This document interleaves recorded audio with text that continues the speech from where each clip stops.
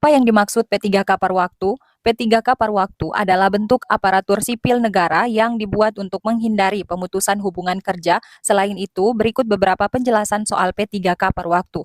Yang pertama, pengganti tenaga honorer. P3K paruh waktu? Begini penjelasan dan gambaran gajinya. Namun sebelum itu, jangan lupa untuk subscribe ya teman-teman, karena untuk channel ini akan memberikan informasi tentang pendidikan P3K dan CPNS 2024.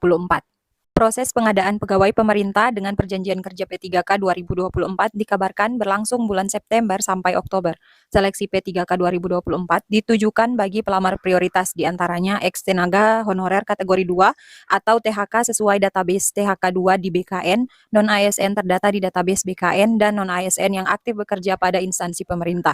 Tenaga honorer yang lulus seleksi P3K 2024 akan diangkat sebagai P3K paruh waktu. Namun, tenaga honorer yang tak lulus seleksi akan diberikan mekanisme untuk diangkat jadi P3K paruh waktu atau part-time. Hal ini sebelumnya juga telah dijelaskan oleh Menteri Pendayagunaan Aparatur Negara dan Reformasi Birokrasi Abdullah Azwar Anas. Bagi pegawai non-ASN yang lulus seleksi diangkat menjadi P3K penuh waktu sesuai ketentuan perundang-undangan yang berlaku.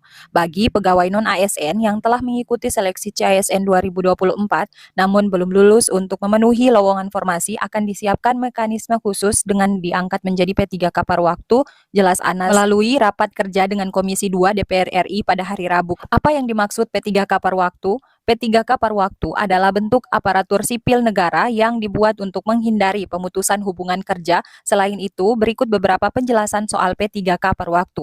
Yang pertama, pengganti tenaga honorer. P3K part-time menambah status ASN yang awalnya hanya dua, yaitu PNS dan P3K, penuh waktu atau full-time. Jika sebelumnya P3K dulu hanya satu, sekarang ada dua. Ada yang full-time, ada yang paruh waktu. Ungkap anggota Panja RUU ASN Komisi 2 DPR Gus Pardi Gaus ketika dihubungi detik.com. P3K paruh waktu bekerja hanya sesuai kesepakatan. P3K paruh waktu tidak akan bekerja full-time seperti PNS atau P3K penuh waktu. Menurut Gus Pardi, P3K part-time berstatus sebagai ASN atau lebih tinggi dari honorer dan mendapat ruang untuk melakukan aktivitas atau pekerjaan di luar statusnya. P3K part-time menjadi solusi supaya tidak ada kehilangan pekerjaan tenaga honorer dan menurunkan pendapatan mereka. Di sisi lain, tidak menambah beban anggaran pemerintah untuk belanja pegawai, jelasnya. Yang ketiga adalah gaji P3K per waktu lebih kecil. P3K per waktu dinilai tidak akan menambah beban anggaran pemerintah untuk belanja pegawai, sebab gajinya tidak akan lebih besar dari tenaga honorer. Gus Pardi menerangkan, P3K part-time tidak wajib ada di kantor seharian, seperti halnya PNS ataupun P3K. Gaji P3K per waktu akan disesuaikan tugas, bidang, dan wewenang yang diemban kepada yang bersangkutan. Nggak mungkinlah gajinya sama orang cuma kerja 2 jam dengan orang yang kerja 8 jam, kan nggak, kata dia.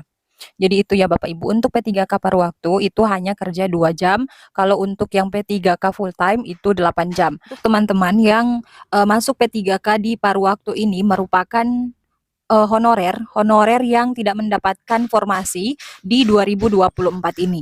Namun untuk yang part-time ini merupakan kebijakan dari pemerintah daerahnya sendiri. Jikalau pemerintah daerahnya itu membuat P3K part-time, maka akan terdapat P3K paruh waktu seperti itu. Jadi itulah informasi yang dapat saya bagikan ke Bapak Ibu. Terima kasih. Wassalamualaikum warahmatullahi wabarakatuh.